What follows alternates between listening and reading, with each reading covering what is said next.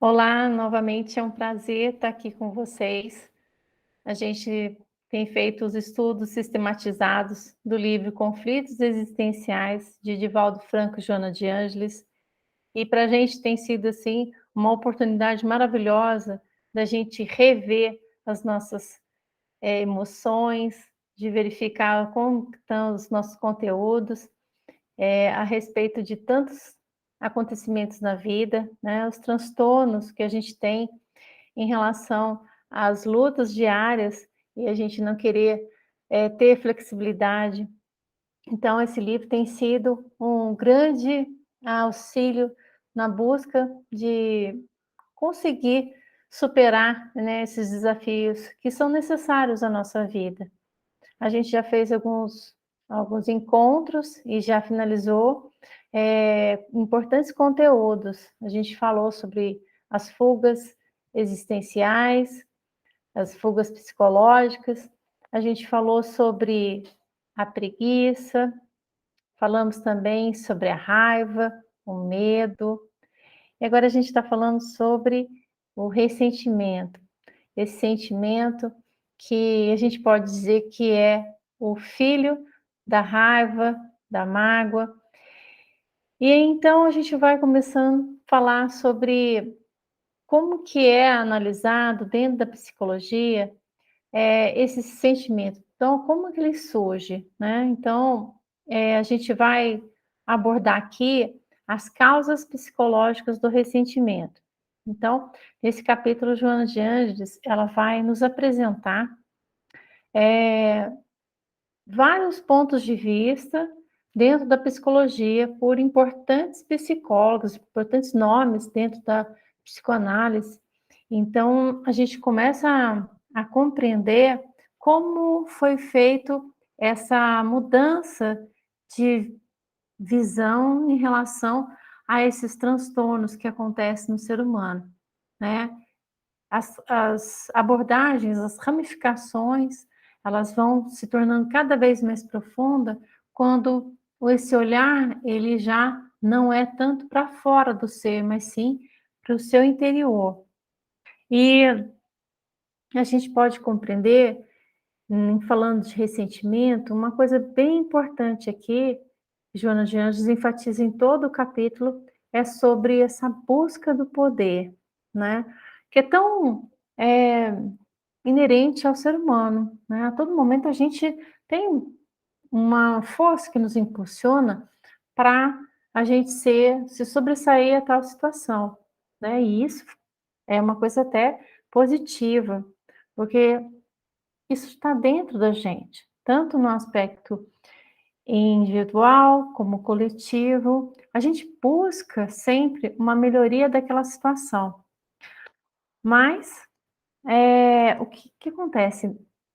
Dentro desse processo, quando se desvia desse caminho, onde os aspectos a buscar dentro daquele poder, né, já se ultrapassa o bem-estar do outro, já começa a acontecer vários desregramentos, né? Então, enquanto a busca pelo poder, onde a gente busca melhorar a nossa condição intelectual, né, para conseguir um melhor emprego, ah, as condições para a gente ter um bom relacionamento familiar. Então, todos aqueles estímulos que a gente tem na nossa posição frente à nossa sociedade, à nossa coletividade, também como seres humanos, no aspecto individual, essa busca de se sobrepor no sentido de estar bem, de oferecer algo positivo e melhor, isso é, isso é considerado uma evolução, né? Porque o ego ele faz isso, ele também estimula o nosso bem-estar para esse aspecto positivo, interior e também no exterior. Mas aí a gente vai vendo agora como cada importante nome da psicologia e compreende essa busca de poder. E aí eu convido vocês para analisar isso. E ela começa falando sobre um psicólogo austríaco, Alfred Adler, né? E ele, qual é a abordagem dele? Ele compreende que essa busca pelo poder, né? O homem ele busca se sobressair quando o interesse dele, a visão dele é estimulada dentro do aspecto social, daquele meio social. Então, o bem-estar que eu procuro, que eu vou ganhar dentro da minha expansão, do meu poder conquistado, esse bem-estar vai ser obtido através do que eu promovo para aquela coletividade. Olha que interessante isso. E só que ele também menciona, né, dentro das teorias dele, os conflitos que vêm da onde? Esses conflitos, quando a gente olha aquela coletividade, aquelas demandas, né, sociais daquele meio onde a gente se encontra, há conflitos que a gente traz por aspectos do nosso passado, da nossa herança, né, ancestral, que vem de, de questões de instintos primários, né? E aí a gente vai ver como que isso se encaixa com a visão de um outro grande nome da psicologia, considerado como o pai da psicanálise, que é o Freud.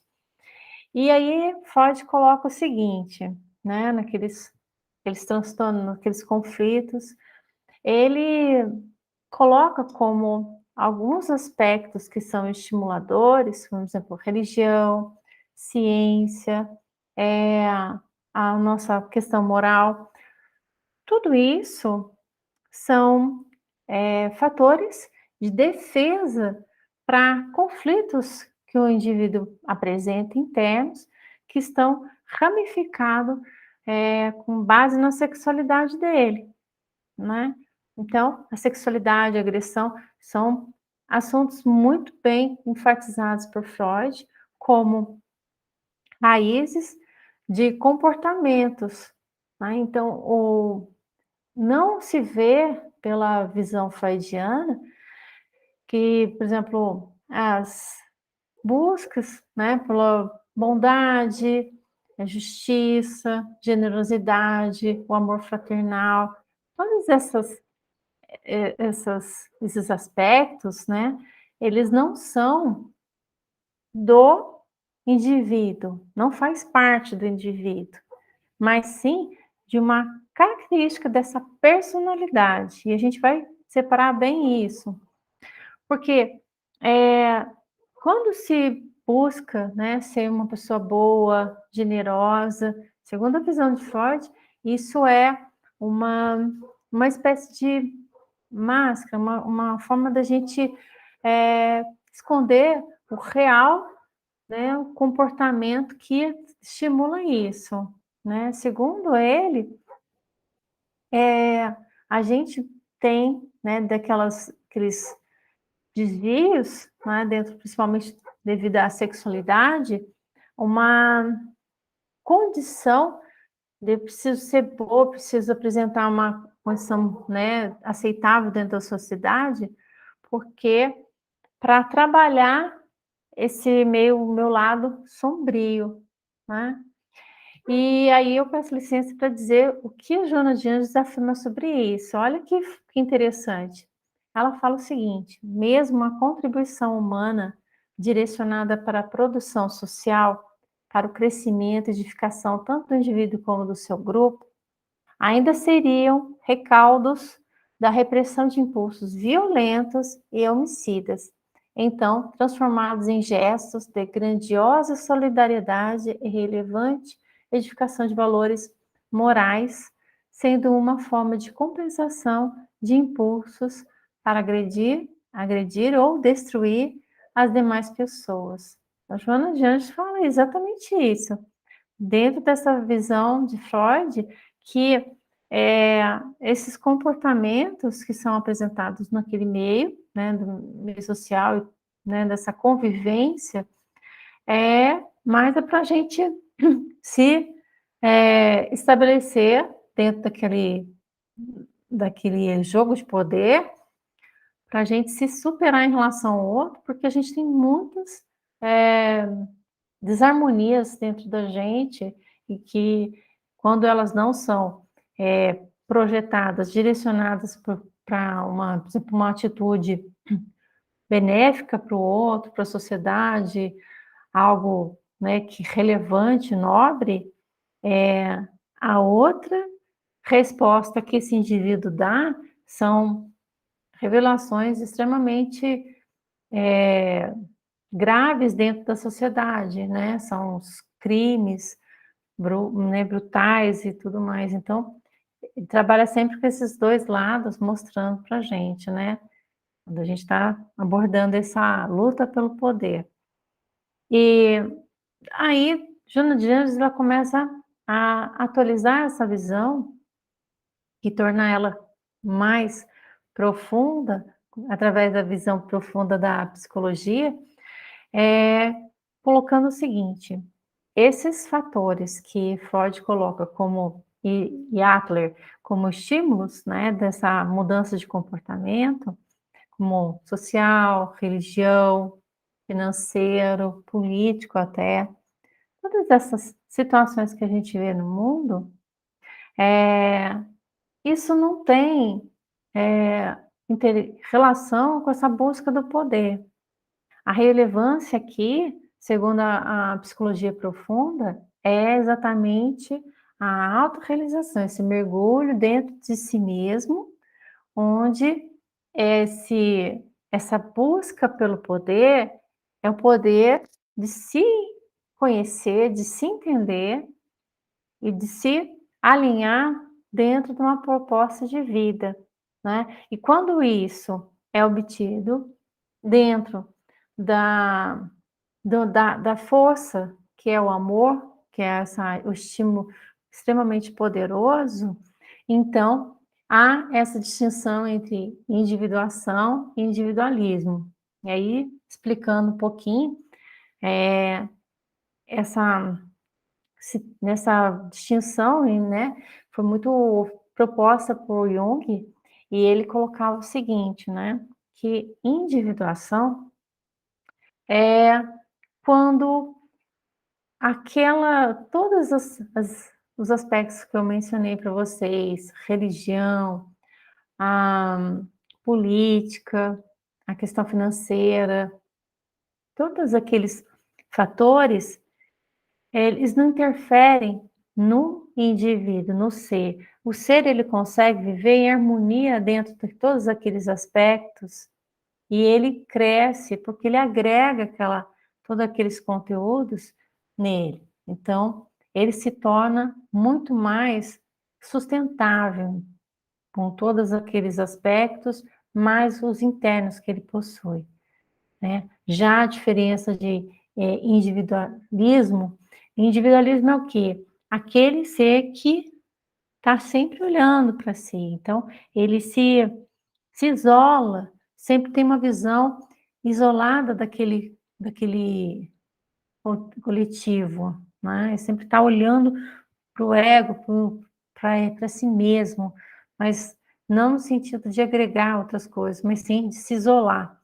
Já a individuação, não. A individuação, ela consegue interagir, agregar esses conteúdos e viver em harmonia, né? Era exatamente o que Jesus falava, ele e o Pai eram uma coisa só, com todos os seres, né? Essa é o que a gente tem buscado, viver integrado a todo, mas em harmonia. E aí, Joana de Anjos vai esclarecendo essa luta pelo poder, né? Que é uma coisa que a gente já traz dentro da nossa herança, né? Ancestral, se sobrepor ao meio, né? A si mesmo. Quando acontece as desarmonias? Quando o excesso, né?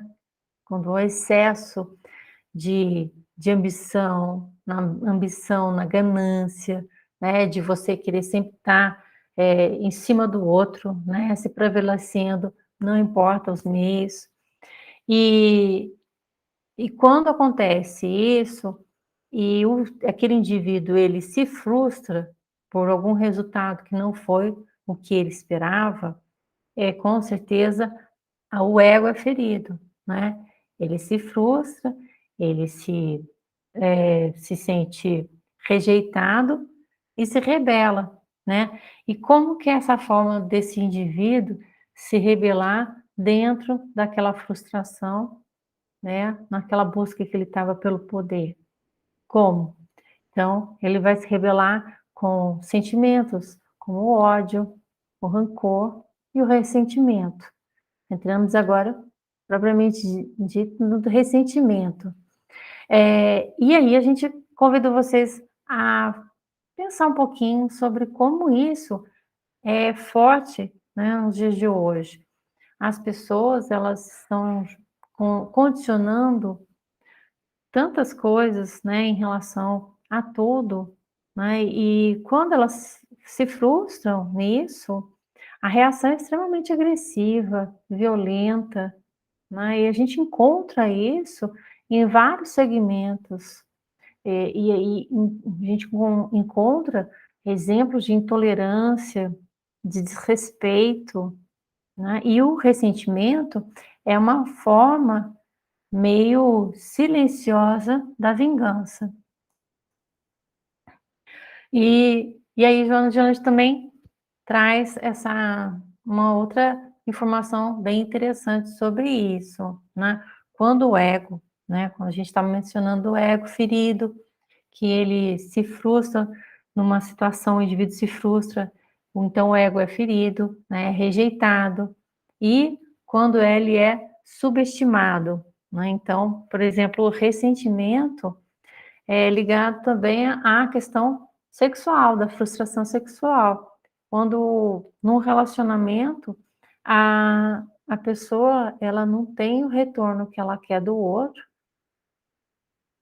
esse indivíduo ele começa a trazer todo uma reação ancestral dos animais, né? Por quê? Porque a gente encontra muitos animais, né? O macho, que quando a fêmea o rejeita, ele agride.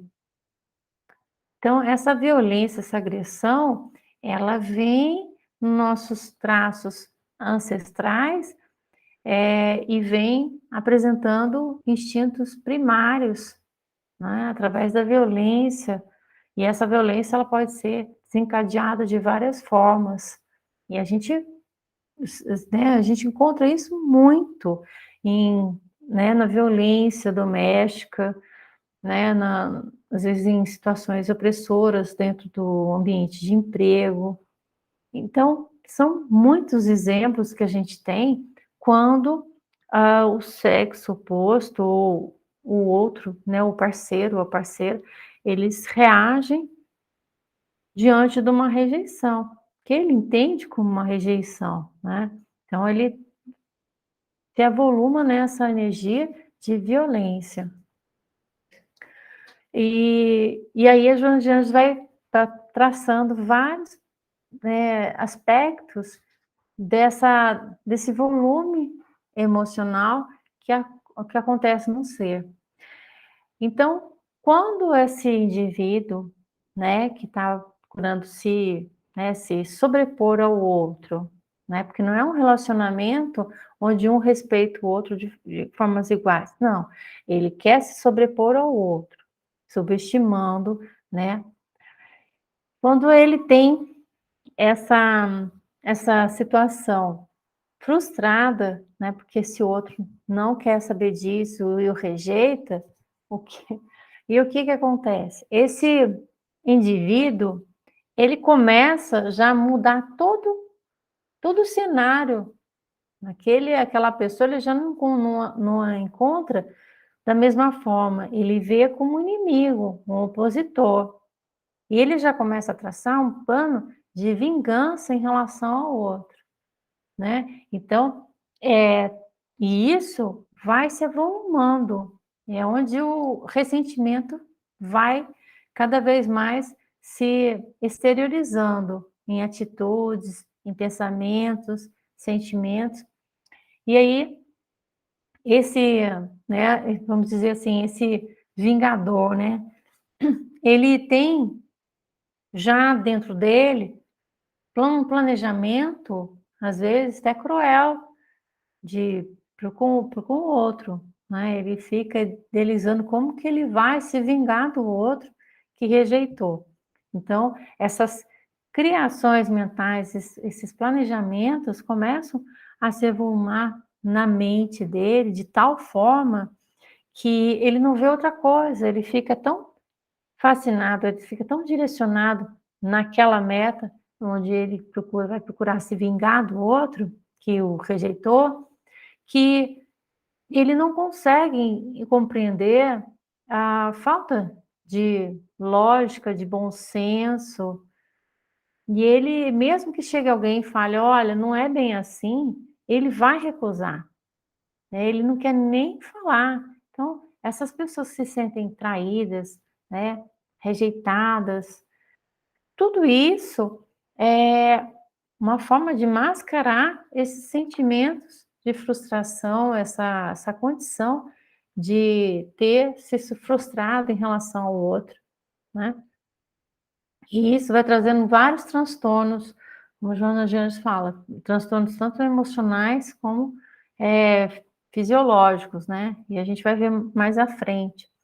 Então, ela chama atenção para essa distinção entre mágoa e ressentimento. Então, quando a gente vê uma situação que não deu certo e vem já os instintos, né, primários, raiva, né, você, poxa, não deu certo e ficou com raiva, aquele sentimento, ele vai, não sendo bem direcionado, ele vai gerar mágoa. Então, a mágoa, ela é uma sensação, não é persistente, ela é momentânea. Quando a pessoa tem muito tempo falando assim: "Ah, eu tenho mágoa do fulano", passa anos, eu tenho mágoa. Não, ela tem ressentimento, porque a mágoa, ela é mais passageira, ela é mais momentânea. Então, é uma decepção que você tem em relação ao outro, mas no final das contas é você que se decepciona porque você não se respeitou, não respeitou os seus limites, não respeitou os limites do outro, né? Esse respeito que a gente falou lá, né, no começo. Então, quando ela ela tem esse sentimento de mágoa, muitas das vezes não é mágoa pelo outro, é mágoa por ela mesma, não ter se observado nessa situação. Então, ela fica com aquela frustração, tudo, aí vai passando, até que já não sente mais nada, passou, né, foi um aprendizado, ela olha, realmente eu não observei os sinais, aquilo não ia dar certo, né, quando entra a claridade, né, e o que que acontece então depois disso? Essa essa mágoa, quando ela não é trabalhada, ela vem para se apresentar no formato de ressentimento, né, esse ressentimento, ele não é momentâneo, ele é persistente. Então é aquela pessoa que vai carregando a todo momento uma uma lembrança negativa. Gente, esse aqui é meu marido. Bom. Então, aí esse ressentimento, ele é persistente. E olha só o prejuízo que causa na pessoa, né? Que ela fica arrastando os cenários e as ideações mentais, a imagem da pessoa. Tudo isso fica fixo na cabeça dela, na mente dela, e ela não consegue mais viver, ela se isola em relação ao mundo, em relação às outras demandas da vida, né. E quantas pessoas estão assim, né. Não se permitiram sair desse círculo vicioso. Então, não deixa de ser, né, uma uma imaturidade emocional, né, como uma criança mesmo, né, que não tem entendimento para as outras coisas, então ela só vê aquilo. Então ela não consegue achar uma solução para aquilo. Por quê? Porque está tão congestionada a mente dela, a emoção dela, ela está presa naquela frustração, naquela decepção e, né, e continuamente insistindo, né, como diz o povo, dando murro em ponta de faca, e ela vai perdendo a oportunidade de avançar na vida.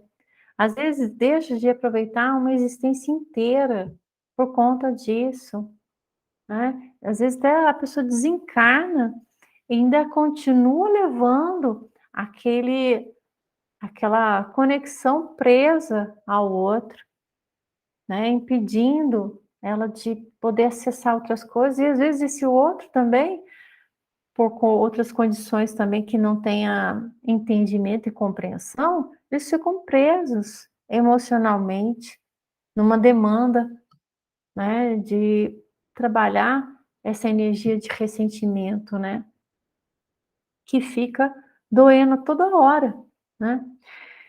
Outra outra pequena abordagem aqui que Jonas de Anjos coloca, e eu vou ler para vocês, é o seguinte, ó: o sentido de existir proporciona uma visão profunda do amor, que a tudo e a todos compreende, agigantando-se ao longo das experiências vivenciadas no cotidiano, que proporcionam um crescimento emocional e consequente controle das paixões.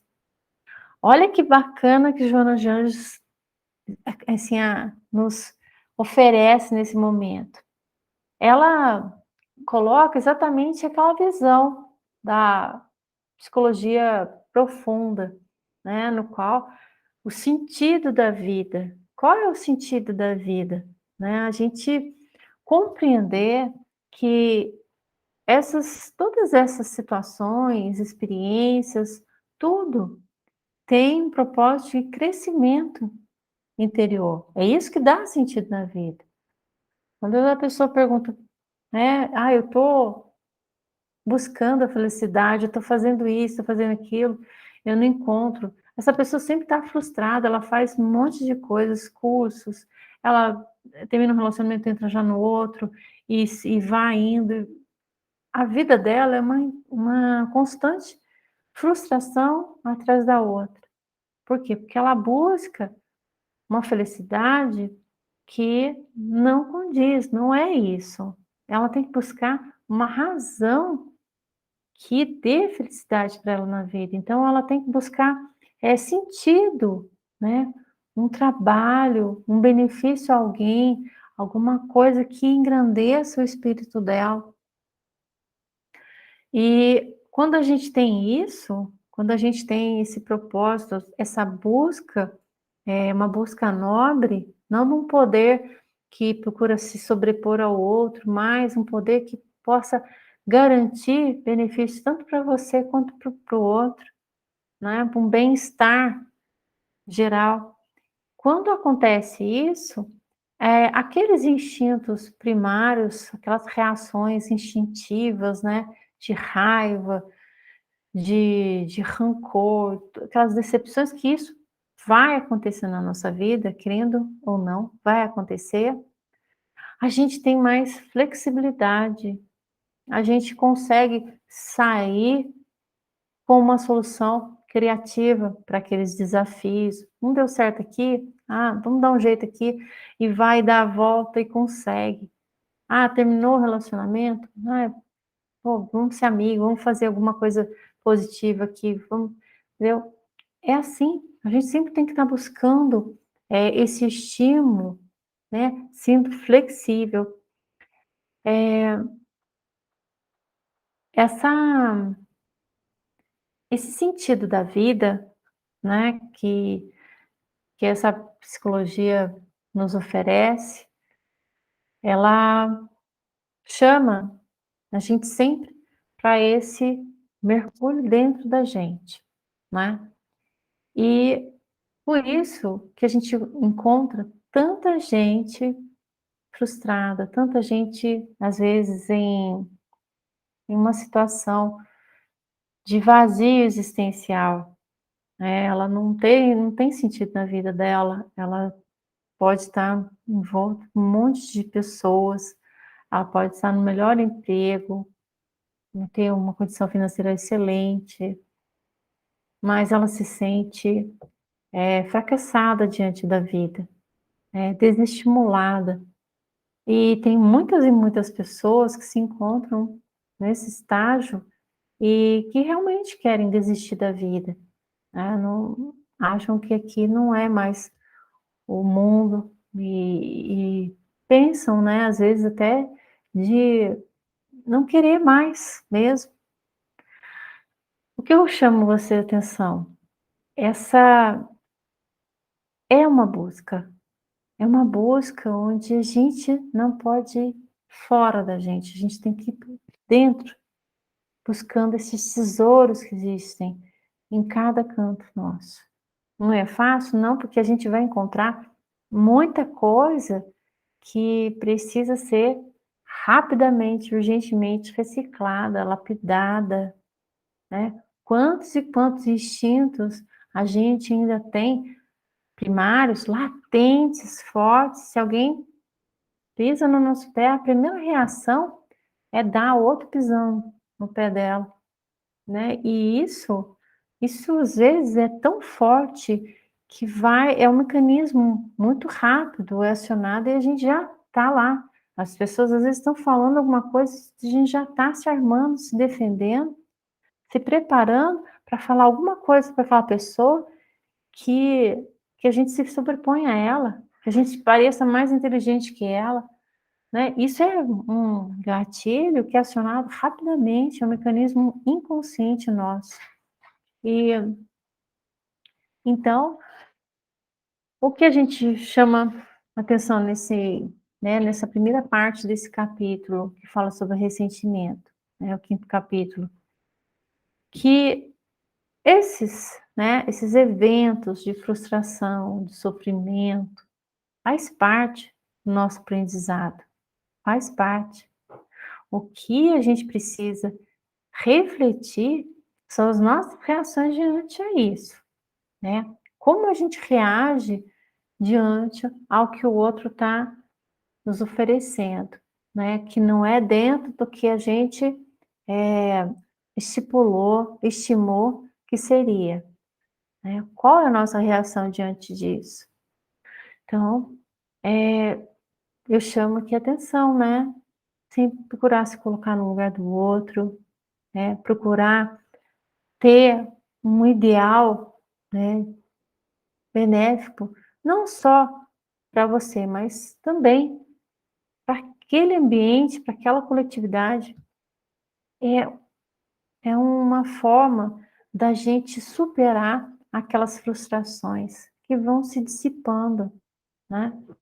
Então, convido vocês a continuar nos acompanhando nesse estudo maravilhoso e refletir sobre isso, né, sobre essas emoções, como trabalhar com cada uma delas, né, esses conflitos psicológicos que existem dentro da gente, que a gente precisa olhar com bastante carinho, porque há muito tempo a gente vem num padrão de comportamento, num padrão de postura diante as dificuldades e que a gente precisa rever, a gente precisa mudar, para que a vida também dê outros estímulos para a gente, né. Então, já vimos sobre a preguiça, né, falamos sobre a raiva, falamos sobre o medo e nós estamos falando sobre o ressentimento.